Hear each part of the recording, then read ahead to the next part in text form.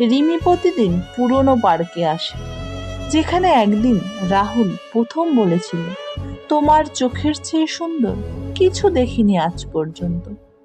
তাদের ভালোবাসা ছিল নীরব কিন্তু গভীর।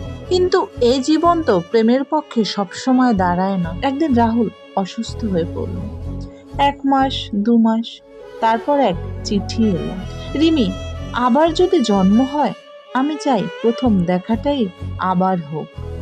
শুধু তুমি আর আমি, আর একটা বিকেল, একটু ভালোবাসা। আজ 5 বছর পর রিমি সেই চিঠিটা হাতে নিয়ে বসে আছে। বাতাসে ভেসে বেড়াচ্ছে রাহুলের শেষ বাক্যটা, ভালোবাসা কখনো হারায় না, শুধু অন্য রূপ নেয়।